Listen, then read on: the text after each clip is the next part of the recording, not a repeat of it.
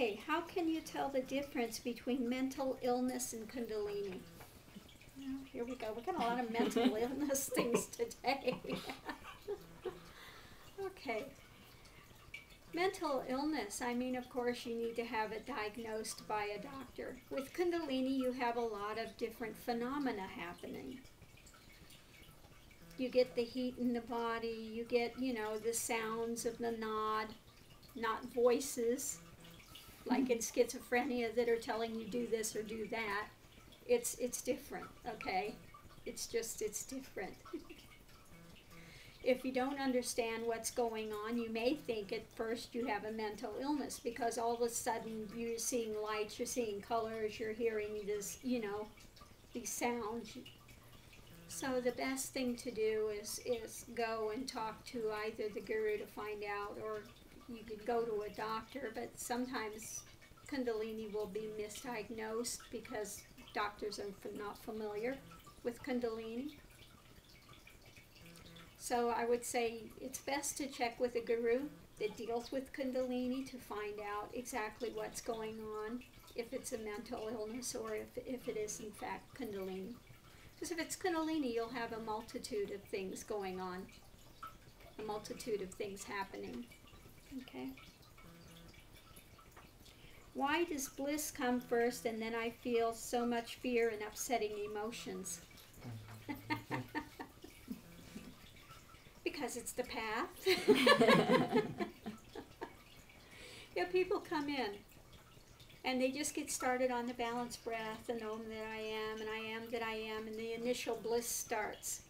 Oh, this is simple, I've got a handle on everything now. But then you go further and you go deeper, and then all of the repressed stuff starts coming up. Then the work begins. Okay? That's just part of the path. The path isn't about escapism into bliss. The path is in facing the emotional things that have been repressed, the stuff in the mind that's been driving you for lifetimes. To see what's been driving you for lifetimes. To get in touch and feel the emotions that have been driving you for lifetimes. Okay? So that's not always pleasant, but that's part of the path.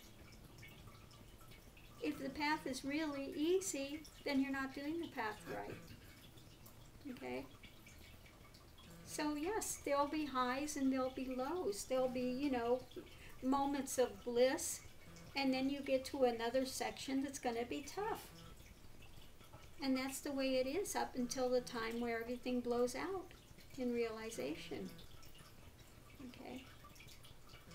So you have to be ready for that. And this is why you have the foundational practices of the balanced breath and the other practices to come back to. So when these intense times comes up, that's where your attention and focus is, and you sit through it. You sit through it. You encounter what's there. You don't keep running away from it. You're not to do the practices in order to run away from what's there. You do the practices to sustain you while you're going through that. Okay? So very important. You have to be willing to encounter the feelings that are there and not use practices as a way to mask it. Okay? So there's a very fine line between feeling what is there and getting caught up in a storyline about it. Okay? You want to feel what's there, but you don't want to engage the mind running away in the blame game and all this other stuff that will come up around it. Okay? So let's look deeper than that, than an initial blame game or whatever, and see what's really under it, and go maybe a little deeper and see what was driving the other person or whatever that you want to put the blame game on. Look and see what was there, and maybe then you'll develop some compassion for what was there, and then that can start releasing your own stuff. Okay?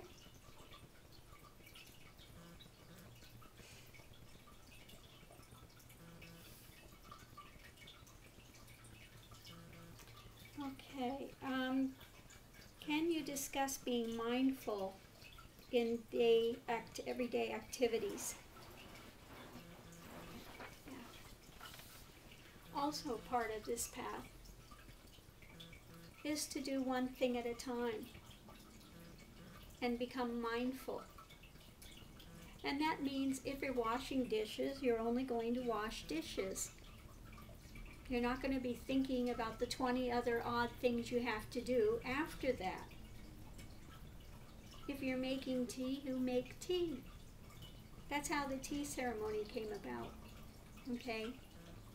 Simple activity, and they made it into a meditation. Okay?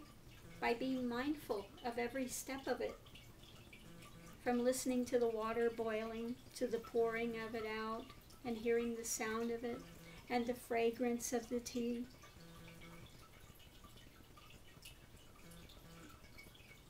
So everything in life can be done one thing at a time. This is why in monasteries, in Zen monasteries, you see them sweeping, sweeping the leaves. Another part of the practice. Doesn't matter what you do. If you're in an ashram, maybe they'll have you cleaning the mortis and you've got the polish, the brasso out, and you're cleaning the mortis, okay? To be mindful, you do one thing with full attention, full intention. Not haphazardly with the mind going in every other direction there is. Let's keep it on one thing. Okay? So it's again coming back to simplicity. One thing at a time, with attention, intention, sacredness. Slow down.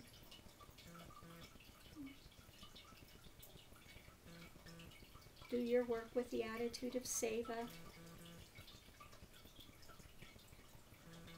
You can only be benefited by doing one thing at a time versus trying to multitask and the mind is scattered here and there. And then you only halfway do everything. Okay? So keep your full attention on whatever it is you're doing. This is why they have walking meditation, mindfulness walking. Okay? To get you to slow down and pay attention. This is why we have quietude practice, where you're sitting absolutely still and the only thing that's moving is the breath. And the eyes aren't darting here and there and looking at this and that in quietude. The eyes are focused steady in one point. Just the breath is moving. And the focus is on the heart center. And then when the focus is fully in the heart center, there will be a natural bliss that arises. And what one steps into is seeing without seeing. Even though the eyes may be registering something that's in front of you, where the focus is, the attention is in the heart center. So it's just registering by fact of it's there, that's all. But the focus is in the heart center, not on the object. Okay? So that's quietude.